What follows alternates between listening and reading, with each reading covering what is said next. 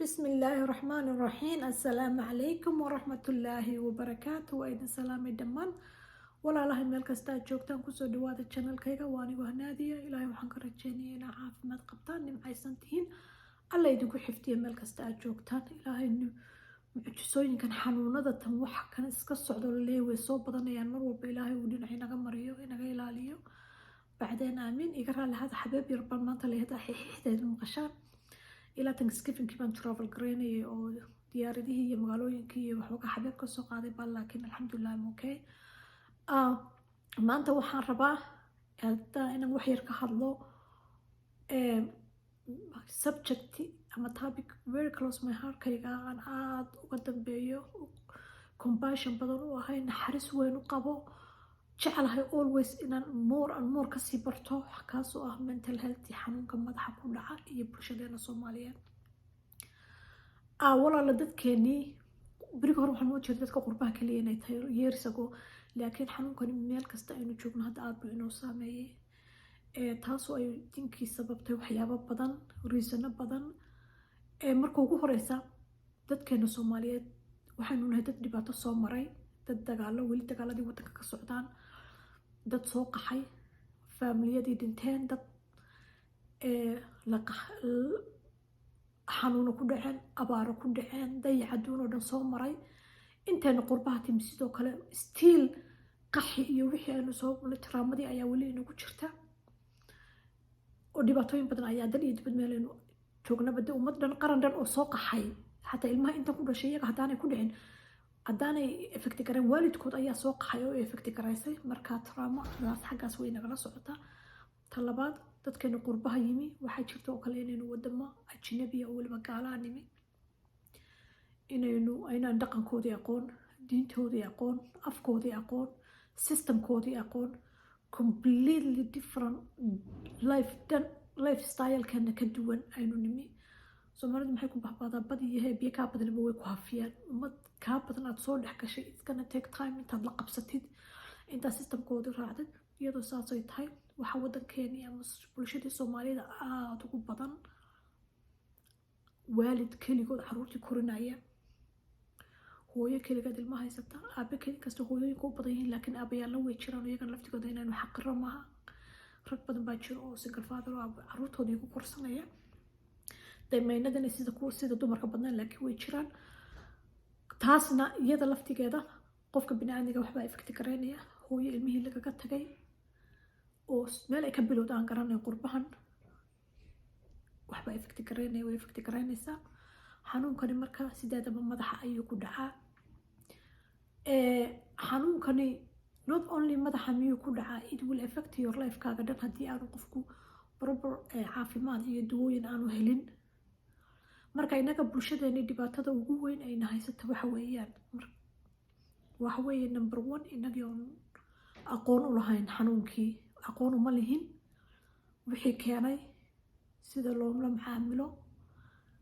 aqoon uma lihin wax kasta oo qofka bini'aadmiga aanu aqoon u lahayna jaahil baynu ka nahay jaahilnimaduna ceeb maaha waa waxaadan aqoon waa inagoo xanuunkii aqoon u lahayn second inagoo denial ku jirna denial waa xanuunkii ood qabtid ama lagugu sheego ood leedahay ma qabo no ma qabo been buu dhakhtarkaas sheegay how many people ayaan arkay oo dadkeena oo yidhaahda dhakhtarku been buu sheegayaa maanaa qaba ma qabo ilmahaygu ma qabo caruurtaydu ma qabto denial weeyaan ta saddexaad inagoo stigmas ay tahay oo isku caayayna hebel wuu qabaa it makes me so sad markaan arko bulshadeena Soomaaliyeed oo ku oranaysa hebel waa shay kaasa waliba ku yarba lagu hadlayaa waa shay way waalatay isku booqay waa lagu jiraa it's qofka xanuun ayaa ku dhacay waa disease that doesn't mean inuu waalan yahay ma waala walima xanuun madaxa ayaa ku dhacay qofka kale ma control karo ma oga haddaanu daweyn iyo waxba qaadan wuxuu sameynayo so that's not waali waa xanuun sababay number 4 inagu fikrad khalada ka qabnaa fikrad khalada waxaynu ka qabnaa oo tan ku jirto kale qofka xanuunta hadduu ku dhaco dad bulshada kama mid aha walaalahay lama badil kara anaga waxa waalan baa lagu leeyahay maxad ka qofkii ma waa qofkii false weeyaan, qofkii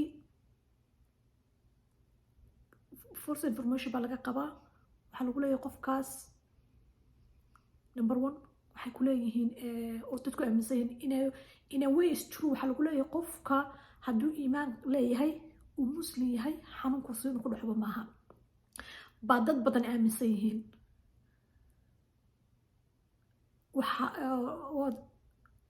waxaa lagu leeyahay qofkaas waxaa loo malaynayaa hadduu xanuunsaday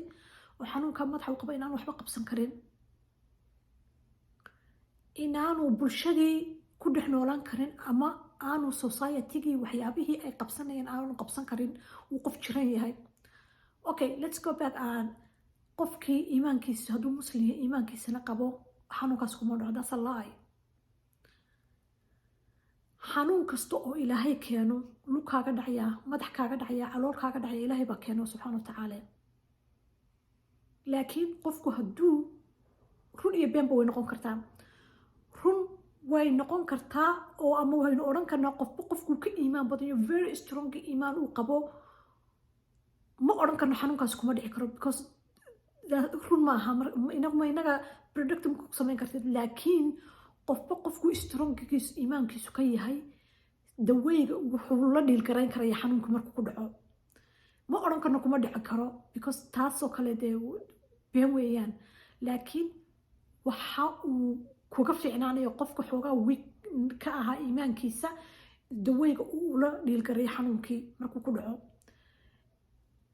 waxyaabo badan baa laga yaabaa inaanu isku wareerin, laakiin qur-aanku yes number one weeye, laakiin that's not true inaynu iskugu sheegayno qofkaasi hadduu xanuunsada aad meynaysa inaanu diintiisuna adkayn iimaankiisuna adkayn. culimada waaweyn xanuun kuma dhaco, kansar baa ku dhaca, madax xanuun baa ku dhaca, dhiikar baa ku dhaca, xanuun oo dhan baa ku dhaca. dee wadaado weeye culimo yaqaanaane maxay ugu dhacaya xanuunku. xanuun madax baa xataa ku dhaca, meeqaa isku buuqay, dee ma odhan karo hebel iyo hebel. laakiin bini aadmiga ilaahay wa subxaana watacaala ilaahay wax kasta xanuun kasta uu keeno qofkii uu doono buu ku ridi karayaa. laakiin muhiimaddu waxa weeye markuu qofku knowledge gareeyo oo la yiraahdo okay knowledge is the power walaalo. marka wax aad og tahay inaad qabtid maanta haddii lagugu yirahdo bipolar baad qabtaa, you don't waste the time inaad meel kale aadaadid. dhakhtarka markaad u tagto waxaad leedahay dhakhtar hebel iyo dhakhtar hebel iyo dhakhtar hebel wuxuu igu yiri xanuunkaasaan qabaa, soo waan ogahay xanuunka inaan qabee sidee laysaga daweeyaa. marka muhiimaddu dhiikar maanta haddaad qabtid dhiig kuu kacsan yahay soo muhiim ah inaad ogaatid because waxaad afford garaynaysaa cuntooyinkii cusbada lahaa, dhakhtarkaad u tagaysaa, waad isilaalinaysaa, exercise baad samayn, yacni waxyaabihii muhiimka ah oo xanuunka. marka knowledge aqoontu waa power number one. marka foolsadan iyo waxyaabahan aynu ka aaminsannahay intooda badani been weeyaan. taasna waxaa keenaysa aqoon la-aanta, jaahilnimada aynu ka nahay, aqoon la-aanta aynaan u lahayn xanuunkii. xanuunka kan markaynu dib ugu noqono qaybta psychology DSM-ka la yiraahdo waxay ku leeyihiin ama waxa jira waxa la yiraahdo normal behavior iyo abnormal behavior. behaviorka caadiga iyo behaviorka aan caadiga ahayn. behaviorka caadiga waaye qof dadkana caafimaadka qaba aroortii baynu kacnaa, cunto quraac baynu quraacnaa, qofka ilmihiisu cunto siistaa, magaaladu aadaa, adeeg buu aadaa, wuu soo adeegtaa, wadada jidka gaadhigiisu ka haystaa, wadadu maraa, hadduu adigu dariskiisa dadkaasu salaama. waxyaabaha normalka oo dadku marka aad samaysid aan lagula yaabin bay sameeyaan. daasa normal behavior weeyaan. abnormal behavior qof intuu saaka dhaqaaqay wadadii oo gawari marayso dhex marayaa, that means qofkaas abnormal behavior waa qof wax maskaxdiisii kasii yihiin oo normal ahayn. groceryga storeka markaad tago qofku inagu waynu qaadanayna qofka normalka cuntadiisi buu qaadan wuu adeegan wixiisu ku gari. abnormal behaviorku waa wax aan ummaddu kugula yaabayso markaad samaysid. adeegii baad aaday, baradhadii baad tuurtay, yaayadii baad tuurtay, waxaana tuurtay, dadka dhan meesha dukaanka tagan waxaa leeyahay qofka maxaa ka khaldan. marka dadkii weliba aqoonta caafimaadka le way garanayaan inaanu qofkan okay ahayn. dadka kale waxaa laga yaabaa inay yidhahdaan wuu waalan yahay, laakiin qofka kale wuu garan karay. aniga hadda markaan arko qof for example markaan arko somebody wax sameynaya automatic iguma dhacdo qofkaas muxuu waxa u sameynaya, automatic wax maskaxdayda soo gasho qofkaas maybe isnaanu caadi ahayn. behaviorkiisa fiirinaya waxaan leeyahay iyo anybody oo garanayo kale waxaa odhanaysa okay automatic maskaxdeeda xataa ma odhan muxuu waxa uu sameeyay stupidka waad garan kartaa waxaad leedahay this is person do this stuffka kan that means behave normal ma aha waxbaa ku sababay there's a reason behind qofkan waxaan u sameynayo marka walaalo marka ugu horeysa waa inaynu ogaano oo kala barano normal iyo abnormal behaviorka ah qofkan abnormal behavior markuu sameeyay waxbaa ku sababaya uu keena sababtoo ah qof caafimaad qaba saaka intuu aroortii kaco hooyos intay saaka kacdo iyadoo caafimaad qabta mindi intay qaato cunugeeda qalay sameeya jirta may nin maanta isagoo caafimaad qaba intuu dhaqaaqo tareen isu dhigaya miyaa jira no that's abnormal waa qof maskaxdoodii baan dadkan caadi ahayn maskaxdiina markay waxaan samaynaysa iyagu isma oga ma controli karaan maxaa ku sababay qofkii wuu jiran yahay dawooyin ma qaadan wax stable ku sameeya ma laha marka qofkii ma fahmayo waxaan uu sameynaya isaga inay khalad tahay dadkii kale way arkaan dhakhtarkii markuu u tago u sheego waa la garanayaa qofkii kale oo yaqaanay wuu garanayaa laakiin qofka kan haddaanu dawooyin qaadan